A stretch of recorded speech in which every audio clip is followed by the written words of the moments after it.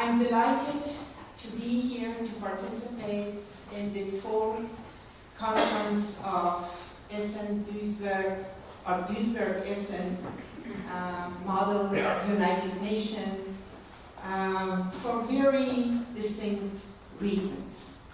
First of all, you should know that I feel very much at home to be in an academic environment. This diplomatic life is very new to me. I have been a teacher for much of my life. I'm in this position since October 2006.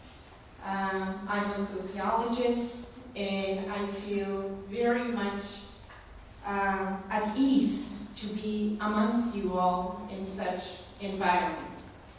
Second of all, I owe much appreciation for this institution because the seed of my promotion of my doctorate was laid here in this institution under the guidance of Professor Dr. Strasser. Professor Dr. Strasser, please accept my deepest appreciation for mentoring me, for guiding me to have succeeded in my promotion. I owe much to you, Duisburg institution, so you should know I'm connected with this institution.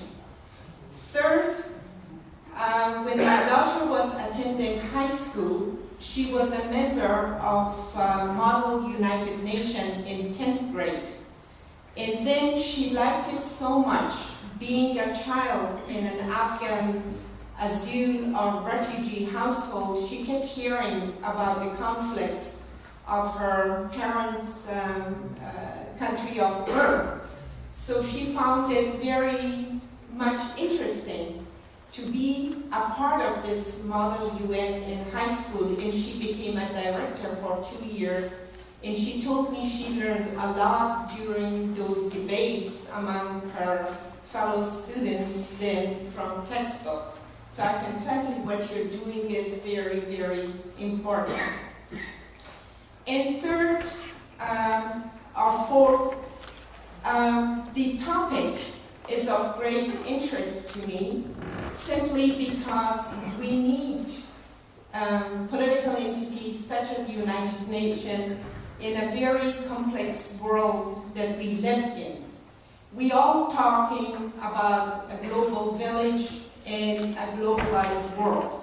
But when we are talking about globalization, much emphasis has been laid on speed of technology, about transportation, and what we miss out is the movement of people, that we are here and there. For me as a person, my life, I'm a product of larger geopolitical and strategic kind of world politics that I had to leave Afghanistan, become asyled in Germany, and continue to survive in an immigrant country in America. So we are in constant move, trying to survive in this very complex world. But at the same time, we are also witnessing that the world has become much smaller. We are more interdependent, interconnected, interlinked than ever before. When we are talking about welfare of the world, we can no longer talk about, for example, welfare of Afghanistan in isolation from world politics. In these past 2 years that I have been here, Afghanistan is heard or discussed daily in different organizations and streets of Berlin.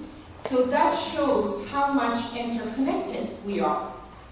Being an Afghan, we know that the issue of Afghanistan, the whole political turmoil of Afghanistan, beginning with 1978 with the coup of the communist regime and then the occupation of the Red Army, how it began in Afghanistan was we were confronted with the issue of Afghanistan from 1978 all the way to 1989 when the Russians withdrew from Afghanistan. But unfortunately, we left Afghanistan in vacuum.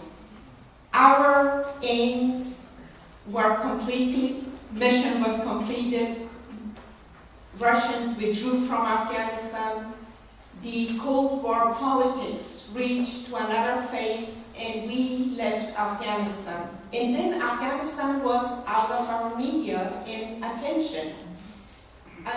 During the 90s or 80s, relentless bloodshed was happening inside the country, from Soviet withdrawal all the way to 1996, about which we really didn't hear much.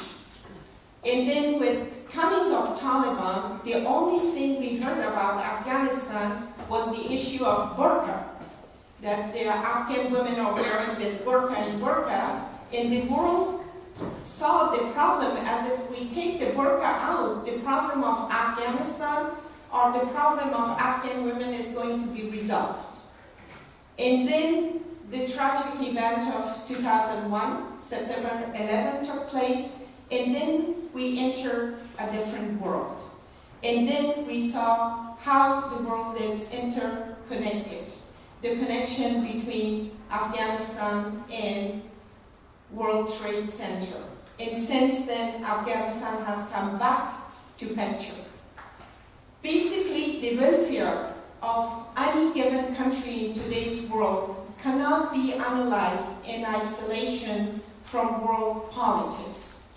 The situation in Afghanistan, the stability in Afghanistan require not only stability within the country, it requires stability in the region, and for that, we are in desperate need in support of the international community to bring about peace and stability in Afghanistan.